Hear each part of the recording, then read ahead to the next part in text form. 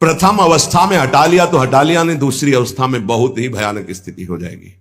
यह अवस्था बदलने में देर नहीं लगती, कहने में देर लगी। अंतःकरण में इतना महत्व पैदा हो गया कि विकलता हो गई उसके अंदर। अब यही उसके पतन का कारण बन गया। ऐसे तृतीय अवस्था में ये पता ही नहीं रहता मैं गलत कर रहा हूं या गलत करने जा रहा हूं, विवेक ही काम नहीं करता, वो उसे सुख और अपना जीवन मान लेता है।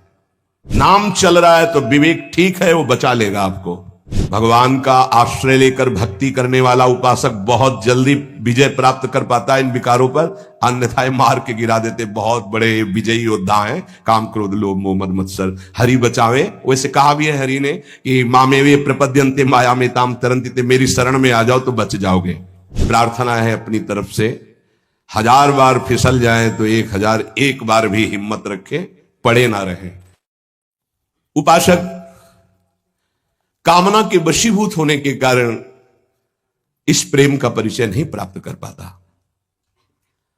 ना चाहते हुए भी ये काम पापाचरण करा ही देता है। अर्जुन ने प्रश्न किया था, ये कौन है जो ना चाहने पर भी बलात् जबरदस्ती पाप करा देता है? तो भगवान ने कहा, वो काम है, वो क्रोध है। ये रजोगुण से प्रकट होता है, राग से, और ये महापापी है, अर्थात महापाप कराने वाला है। महाशनो, ये कभी तृप्त नहीं होने वाला, चाहे जितना भोग लो। ना चाहने वाली बात ऊपरी है और चाहने वाली बात हृदय की है। संसार शरीरों में भोगने से सुख मिलता है, अंदर बैठा है, और ऊपर से हम कहते हैं कि हम नहीं चाहते थे पर ऐसा हो गया। नहीं, अगर ये बात अंदर बैठ जाए कि हमें नहीं चाहिए ये झूठे सुख, तो फिर कोई परास्त नहीं कर सकता। तो बोले जानकारी होने पर भी प्रयोग क्यों नहीं हो पाता? वस्तु, व्यक्ति, क्रिया, स्थान, इससे जो हम सुख चाहते हैं उसे काम कहते हैं। किसी शरीर से, किसी वस्तु से, किसी पद से। इस काम में शब्द तो एक है पर इसके दोष अनंत हैं। शब्द है काम, और अनंत पापाचरण कराने की इसमें सामर्थ्य है। काम में इसमें अनंत विकार भरे हुए हैं। जब तक मनुष्य के भीतर ये बात बनी रहती है कि शरीर भोग से, वस्तु भोग से, पद भोग से हम सुखी हो जाएंगे, तो ये काम पाप ही कराता रहता है। निर्दोष, निर्विकार, निष्पाप होने के लिए इस काम का मर्दन करना आवश्यक है। सहने से ये नष्ट हो जाते हैं। शास्त्र निषिद्ध कर्म ये काम ही कराता, प्रारब्ध नहीं कराता। प्रारब्ध से शास्त्र निषिद्ध कर्म जो किए उनका फल आता है सुख दुख। अगर शास्त्र प्रतिपादित है तो सुख आएगा, शास्त्र विरुद्ध है तो दुख आएगा। लेकिन ये जो हमसे पाप करा रहा है, कोई प्रारब्ध नहीं करा रहा, कोई काल नहीं करा रहा, कोई ईश्वर नहीं करा रहा। काले कर्म ईश्वरी मिथ्या दोष लगाए, ये हमारी चाहत करा रही है। अंदर बैठी है, शरीर के भोगों से सुख मिलता है, ये अंदर घुस के बैठ गया है और यही हमसे पाप करा रहा है। तो जब जानकारी हो गई तो फिर पाप क्यों हो रहे हैं? जब जानकारी हो गई कि काम पाप करा रहा है, तो हम इस जानकारी का प्रयोग क्यों नहीं कर पा रहे? तो बोले, धूमे नाव्रियते वह्निर यथा दर्शो मलेन च यथोल्बे नाव्रतो गर्भस तथा तेने दमाव्रतम। ये ज्ञान ढक गया है हमारा, जो ढका हुआ ज्ञान है, ये प्रकाशित, ये काम में नहीं आएगा। जैसे 3 उदाहरण दिए। भगवान कह रहे, धुएं से अग्नि ढक गई, मैल से दर्पण ढक गया, और झिल्ली से गर्भ ढक गया। अब झिल्ली के अंदर बच्चा है कि बच्ची पता नहीं चलेगा। दर्पण है, हम काले हैं कि गोरे हैं पता नहीं चलेगा, क्योंकि मैल से। धुआं होने के कारण पता नहीं चलेगा कि अग्नि है, पर बहुत जल्दी उसमें अग्नि प्रकाशित की जा सकती है। फूंक मारो, अग्नि पैदा हो जाएगी। भगवान ने 3 उदाहरण दिए। उपासक में ये 3 तरह से ज्ञान ढक जाता है, तब काम अपना प्रभाव दिखाता है। 3 इसकी स्थितियां हैं। जैसे धुएं से अग्नि ढकी रहती है, ऐसे ही काम विवेक को, ज्ञान को ढक देता है। बुद्धि में निर्णय निकल रहा है, ये तो गलत है, नहीं करना चाहिए। सात्विक, राजसिक, तामसिक, ये बुद्धि की 3 प्रवृत्तियां हैं, 3 गुणों के अनुसार। कर्तव्य अकर्तव्य का ठीक ठीक निर्णय करने में समर्थ है सात्विक बुद्धि। राजसिक बुद्धि ठीक निर्णय नहीं कर पाती, असमर्थ होती है कर्तव्य का, और तामसिक उल्टा ही निर्णय करती है। ठीक निर्णय करने की सामर्थ्य सात्विक बुद्धि में है। अब जो ही भोग इच्छा प्रकट हुई, धुआं पैदा हो गया। भोगों की ना भोगों, पाप तो नहीं बन जाएगा। धुआं है, इसका मतलब अग्नि है, ज्ञान है उसके अंदर। अब अगर उस समय उसको सत्संग मिल जाए, कोई संत की बात चलने लगे, उसका चिंतन वो रोक पावे, तो मानो फूंक मारना है। जैसे धुआं उठ रहा है, 1 2 3 फूंक मारो, आग लग गई, प्रज्वलित हो गया, बच गया।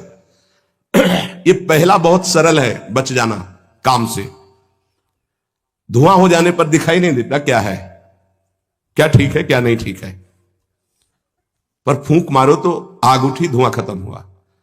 ये ज्ञान हो रहा है, बीच बीच में जलन हो रही कि भोगूं कि ना भोगूं, अच्छा है कि नहीं अच्छा है, कहीं पाप तो नहीं हो जाएगा, कहीं गलती तो नहीं हो जाएगी, पर वो धुआं है, नहीं भोग लेते हैं, अवसर मिला है, समय मिला है, भोग ले। ये उस समय उसको चाहिए, तत्काल कोई सहयोगी चाहिए विवेक का। परमार्थिक मार्ग में धुआं पैदा कर देगी। साधक अगर सावधान हुआ तो तत्काल प्रयासरत हो जाता है इस धुएं को हटाने के लिए। फूंक मारने का मतलब कीर्तन शुरू हो गया, वो सत्संग शुरू हो गया, किसी संत के पास तत्काल बैठ गया, उसकी वाणी सुनने लगा, वो धुआं खत्म हुआ। फूंक लगी, आग जली, धुआं खत्म। ठीक निर्णय होगा, नहीं नहीं ऐसा नहीं करना। उत्पत्ति विनाशशील जड़ वस्तुओं में प्रियता, महत्ता, सुंदरता, सुखद रूपता, ये काम पहले पैदा करता है। ये सत्य है, इसमें सुख मिलेगा, इसमें बहुत सुख मिलेगा। अब ये धुआं बढ़ता चला जा रहा है, कैसे सुख मिलेगा? लाखों लोग भोग रहे हैं, कैसे सुख? कैसे तुम मुझे बावरा बना सकते हो? नहीं नहीं, गलत है। ये है धुआं को हटाना, फूंकना। अरे अन्य शरीरों की अपेक्षा है मनुष्य शरीर सर्वश्रेष्ठ है, इसमें विवेक है, हम कैसे ऐसा पशुवत आचरण कर सकते हैं? नहीं, अरे मन नहीं, तेरी सलाह नहीं। अब वो फूंक रहा है, आग पैदा कर रहा है, ज्ञानाग्नि पैदा कर रहा है। पर बहुत प्रवीण साधक नहीं, उससे प्रवीण मन है, वो सुख को सुख मानकर भोगने की लालसा प्रबल होने के कारण वो धुआं नहीं हटा पा रहा, वो उसी में और राग कर रहा है। प्रथम अवस्था में हटा लिया तो हटा लिया, नहीं दूसरी अवस्था में बहुत ही भयानक स्थिति हो जाएगी। ये अवस्था बदलने में देर नहीं लगती, कहने में देर लगी। दूसरी अवस्था हो जाती दर्पण में ढका हुआ मैल। उसमें तो फूंक केवल मारनी थी कि आग प्रज्वलित हो गई, क्योंकि तैयार एकदम ज्ञान है, पर धुआं जैसा ढक गया, काम ने ढक दिया। जब दूसरी स्थिति आई उसी उपासक की कि इसका प्रायश्चित भी तो हो सकता है, अब वो मल लग गया। जैसे दर्पण में गाढ़ा मल पोत दिया जाए तो बिल्कुल दिखाई नहीं देगा कि हमारा रूप कैसा है। अब बिल्कुल विचार शून्य होता चला जा रहा है। यथा दर्शु मलेन च, जैसे मैल से ढक जाने पर शीशा, दर्पण, वो दिखना एकदम बंद हो गया। उसमें तो दिख रहा था, धुआं है, आग है, मतलब विवेक काम कर रहा था। थोड़ा फूकने की जरूरत थी, ज्ञान के प्रज्वलित करने की जरूरत थी, पर वो उधर ना की तरफ वृत्ति ना ला करके हां की तरफ वृत्ति ले आया तो दूसरी सीन पैदा हो गई स्थिति। जैसे दर्पण में मल ऐसे लगा दो तो बिल्कुल नहीं दिखेगा, और वो बिल्कुल निर्णय नहीं कर पा रहा। सतोगुण में निर्णय करने की क्षमता होती है, रजोगुण में निर्णय करने की क्षमता खत्म हो जाती है और निश्चित हो जाता है कि भोग में सुख है। ऐसी कामना का वेग बढ़ा तो ये भूल गया कि मैं साधक हूं, मेरा कर्तव्य क्या है, मैं कर्तव्य करने जा रहा हूं, ये भूल गया। क्योंकि जैसे दर्पण में ढक गया तो भूल गया, दर्पण में दिखाई देता मैं कौन हूं, तो ज्ञान रूपी दर्पण ढक गया काम से, अब ये उसकी सोच ही खत्म हो गई। अंतःकरण में इतना महत्व पैदा हो गया कि विकलता हो गई उसके अंदर। अब यही उसके पतन का कारण बन गया। इतना महत्व बढ़ गया कि निर्णय करने की क्षमता खत्म हो रही है कि मैं एक साधक हूं, मैं उपासक हूं, पापाचरण नहीं करना चाहिए। ये किसी का भी हो सकता है। पहली दशा बहुत जल्दी हटा जा सकता है, फूंक मारी हट गया, आग पैदा हुई ज्ञान की, नहीं नहीं। दूसरी दशा गुंजाइश है थोड़ी, उसको ऐसे पोछना पड़ेगा, समय लगेगा, पोछना पड़ेगा, तब दिखाई दे। नहीं नहीं, तो दूसरे में संभलना रजोगुण, ये ठीक है, ये नहीं ठीक है, क्षमता खत्म हो चुकी। पहले में क्षमता थी, दूसरे में क्षमता खत्म हो गई।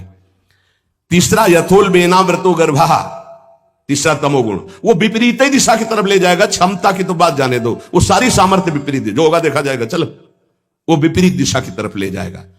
दर्पण पर मैल आने से उसको हटाने की गुंजाइश है, यहां तक हटा जा सकता है दूसरी स्थिति तक, पर दूसरी स्थिति बहुत कठिन है।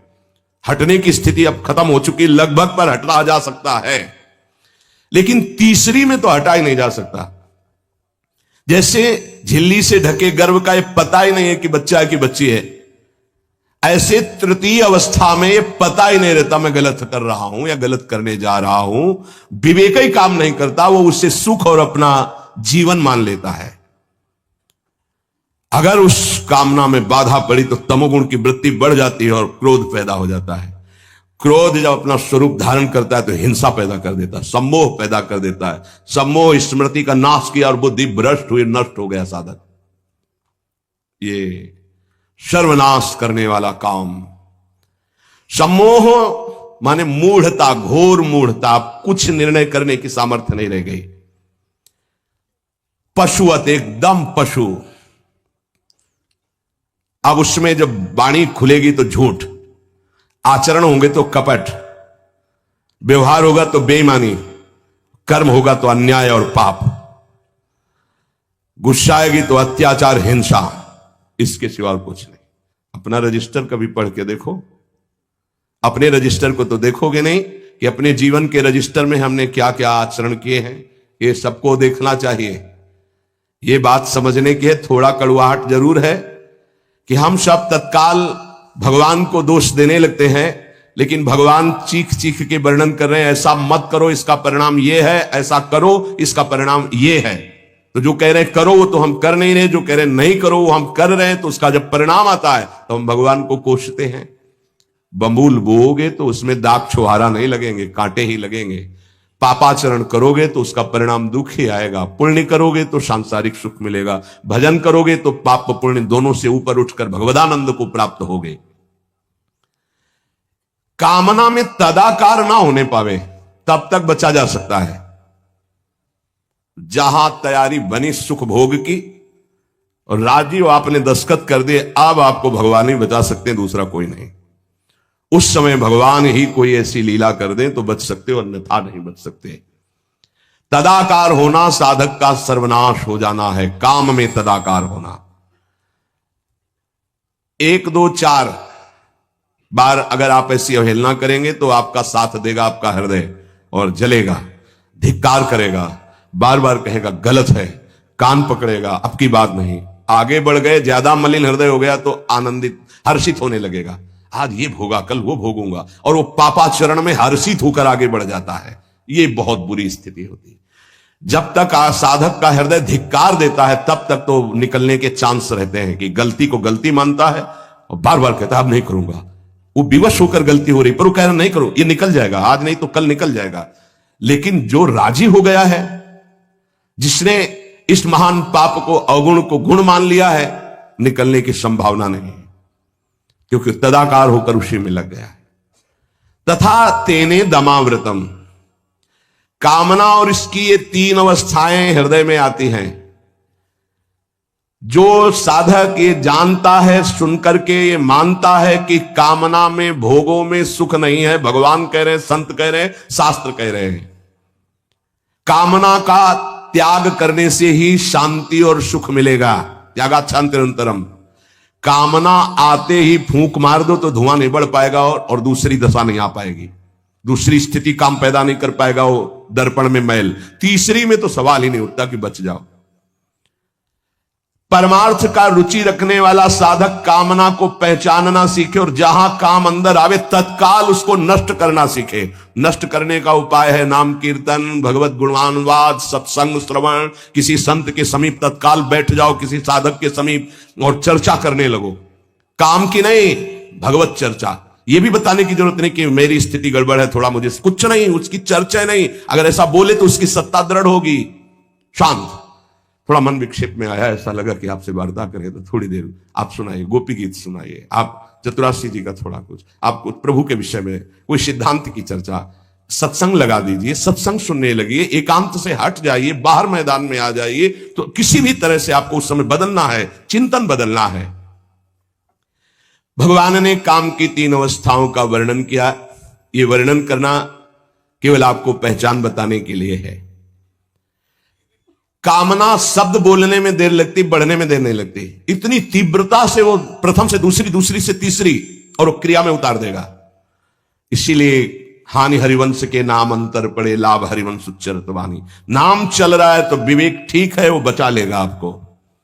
कामना के बढ़ने में देर नहीं लगती। कामना बढ़ने पर फिर कोई विचार की गुंजाइश नहीं रह जाती, अनर्थ परंपरा चल पड़ती है। पाप, संताप, दुख, कामना, फिर ऐसा कि आप 100 बार कसम खाएंगे फिर वहीं फिसल कर खड़े हो जाएंगे। देख लीजिएगा, 1000 बार प्रतिज्ञा करेंगे, एक नहीं 1000 बार, और काम वहीं रौंद के गिरा देगा पक्का। पहली कदम पर यदि से रोकना सीख गए तो बाहर निकल जाएंगे। और हरि शरणागत है तो निकलना तो पड़ेगा ही, वहां टिकने तो देंगे नहीं। हरि इतने कृपाल है, पक्का जलाकर तुम्हारे हृदय को वहां से भगाएंगे, पक्का भगाएंगे। नहीं नहीं, आज से अब नहीं, ऐसी गलती नहीं करूंगा, ऐसी गलती नहीं करूंगा, हे प्रभु क्षमा कर दो, चलो। और जहां फिर क्षमा हुआ तो फिर वो जब हृदय में उमगन आई तो फिर उधर ही की तरफ भागता है। फिर वो ऐसी दीवाल बनवाते हैं, चुनवाते हैं आसपास कि रास्ता बचेगा तो एक ही, हरि शरणम, दूसरा रास्ता नहीं।